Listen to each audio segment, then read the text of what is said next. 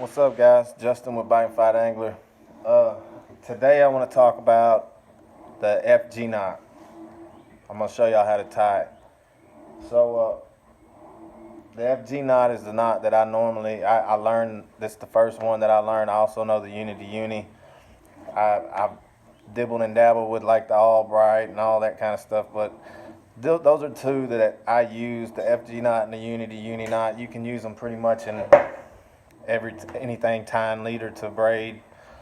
Uh, so today I'm going to talk about the FG knot, and I'll do another video on the Unity Uni knot because they're both easy. I mean, some people have difficulty with the FG knot and can tie the Unity Uni knot. So anyway, hopefully I can give y'all a good enough example today that y'all be able to learn how to tie the FG knot. So the braid that I usually use on all my reels is going to be the 30-pound Power Pro. I've used it bass fishing, and I just never swapped over when I moved down here to start saltwater fishing. And I used the Red Label Seaguar 20-pound. You don't have to use 20-pound. You can use whatever size that you want to use. So anyway. But you can actually buy actual leader material, but I've always just bought the spool. You get a whole lot more line, and for the price, I mean, I've never had no issues. So leader length, it's really your discretion. I used to use it.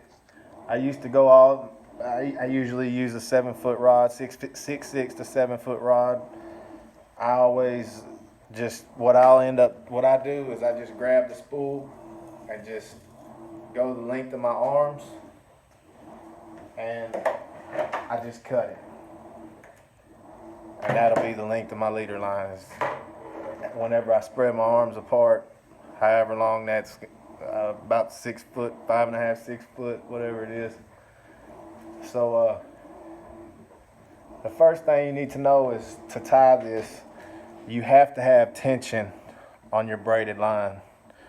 So the best way to get tension on your braided line is to let your rod and reel, I'm trying to get close as I can, is to let your rod and reel just kind of face away from you. Just let it tilt down like that. But I'm going to do it this way, so that way. But once you get that tilted down and lowered down, get that. You just take this tag in, put it in your mouth, and let that hang. And now you'll see there's tension. You can see the tension on that line. Then you're going to take your fluorocarbon, and you're only going to need that much. And you're going to do. And it's hard to do this because you got to talk with the braid in your mouth. So you're just going to let that hover over the top of that braid. It's just going to hover right over the top of it. So you're going to have your braid in your mouth, and you're going to hover that fluorocarbon over the top of the braid. And then find where it crosses, just pinch that spot. Just pinch it. And then what you're doing when you're making this knot is you're wrapping the fluorocarbon or the mono, whatever line you're using, you're just wrapping it around that braid. So the way you start this knot is you pinch where you got them crossing, and then you take your leader or the tag end of your leader line, and you go under the braid, back over the top, and then pull it back out tight. Lift your fingers up, and whenever you pull it back tight, you'll see where that braid is, where that mono's wrapped around, or the fluorocarbon's wrapped around the braid. Then you're going to go back towards yourself. You're going to go underneath, and over towards yourself, and then pull it tight. And when you pull it tight, you're gonna see where it's wrapping. Then you're gonna go back away from yourself and pull it tight. You're gonna do this step 20 times. It seems like a lot, but once you get the hang of it, you can weave it pretty quick. That's all you're doing is weaving it under, pulling it back over, weaving it under, pulling it back over. So now we're at 4. So you're gonna go underneath towards myself.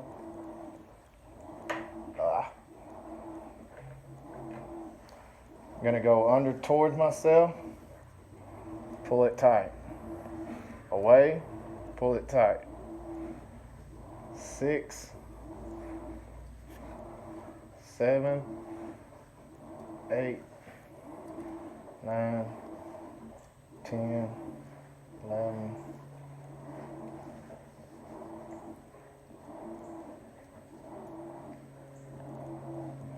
And that's why you want to pinch it, because if that braid ever comes out of your mouth, if you don't have it pinched, it's liable to just unravel on you. So you want to make sure that you always pinch where that knot's at. I don't remember my count. We'll just go 10, 11, 12, 13, 14, 16, 17, 18, 19, and 20. Alright, so we got 20 wraps. Now this is what we got right now.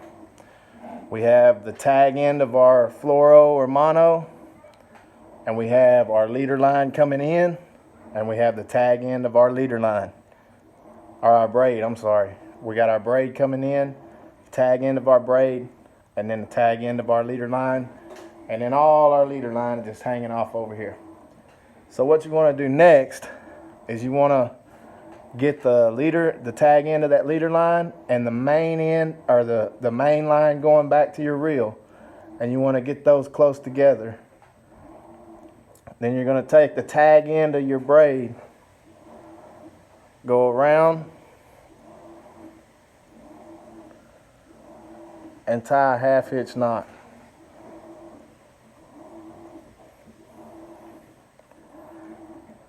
Once you have that half-hitch knot in, that's going to actually hold, so you can let go of the knot at this time, and then just do another little half-hitch around both the leader tag end and the main line with the braid tag.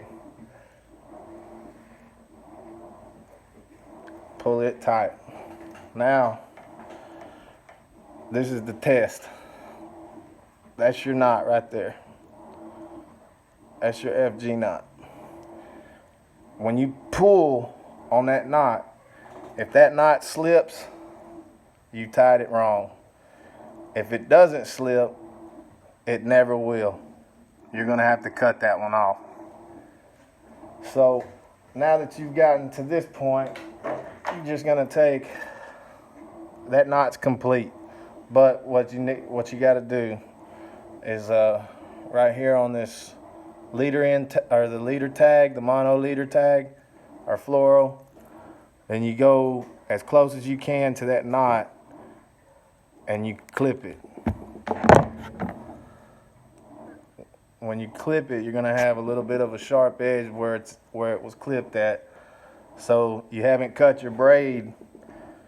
You haven't cut your braid yet. So you're gonna do 2 more half hitches to cover up that sharp edge.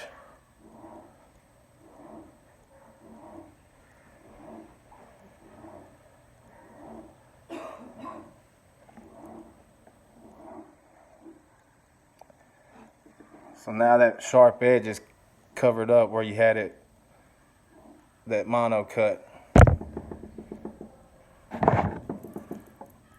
And you just clip your braid.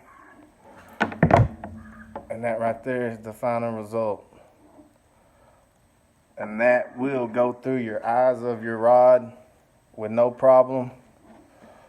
So the only thing is, don't reel that all the way back into your reel, because you may have, unless you have a spinning reel. A spinning reel is fine, but if you have a bait casting reel and you reel that into the actual worm gear, then you might have an issue whenever you go to cast. So make sure that if you're using a bait caster, that you don't make this long enough to where when you reel your lure all the way in, that you're not going into your reel with that knot. But there it is. If you have any questions, leave them in the comments. If I need to redo this video because y'all couldn't see properly, I'll get somebody to video me while I do it. Hopefully they can get in a little closer. But let me know if this helped you. Give it a thumbs up, give it a like, and till next time, see you later.